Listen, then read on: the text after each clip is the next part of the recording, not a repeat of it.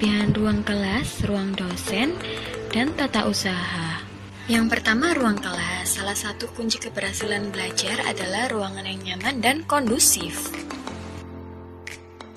Ruang kelas digunakan untuk kegiatan perkuliahan non-praktek dilengkapi dengan LCD proyektor, komputer untuk presentasi, mata kuliah bagi dosen, whiteboard, dan bangku kuliah yang nyaman untuk mahasiswa.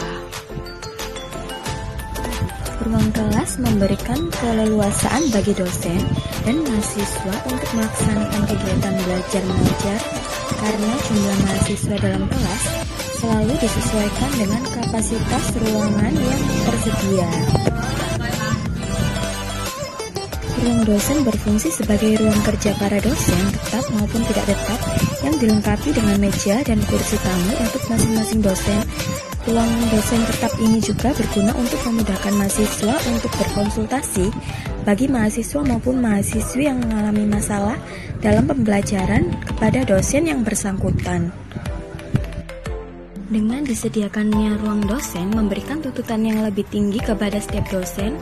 Kalau sebelum ini kinerja dosen masih kurang optimal karena tidak ada ruang dosen, maka dengan disediakan ruang dosen ini, alasan tersebut tidak relevan lagi. Artinya, dosen perlu mengoptimalkan kinerjanya, sebab jika kinerja dosen meningkat, tentu mutu alumni juga akan meningkat.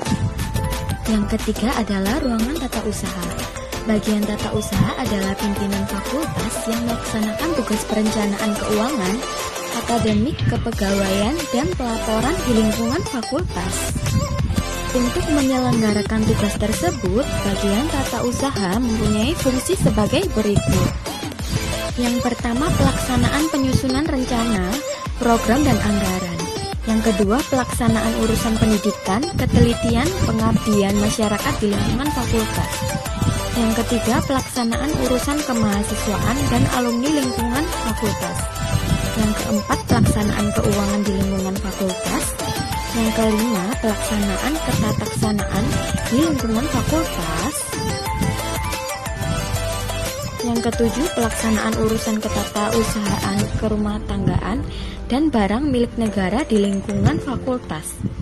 Yang ketujuh, pelaksanaan pengelolaan data fakultas. Akademi Farmasi Surabaya adalah satu-satunya akademi dengan lulusan diploma farmasi yang ada di Surabaya. Di Surabaya telah berdiri sejak 31 Desember 2010. Akademi ini berada di daerah Ketintang-Madia nomor 81 Surabaya.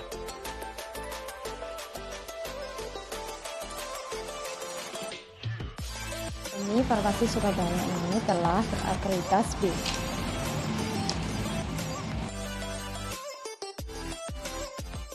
Surabaya telah memiliki beberapa laboratorium seperti laboratorium komputer dan laboratorium farmakologi, farmaseutika, zat kimia, dan lain-lain. Akademi Farmasi Surabaya atau yang lebih dikenal dengan Akfar Surabaya adalah institusi pendidikan tinggi diploma D3. Kenapa harus memilih D3? Yang pertama, kamu bisa langsung punya penghasilan tetap yang tidak jarang masih jadi problematika mahasiswa lulusan S1 yang kebanyakan masih bingung harus cari kerja.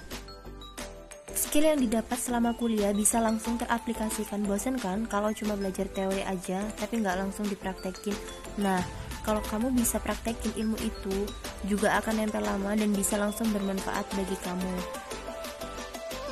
Pengalaman pastinya bertambah dan bisa nambah koneksi pertemanan yang berkualitas. Jurusan farmasi berhubungan erat dengan obat-obatan dan ilmu pendukung lainnya. Sebagian orang menganggap farmasi hanya identik dengan obat saja, padahal dimulai dari bangun pagi hingga tidur malam kembali, kita sudah menggunakan produk farmasi.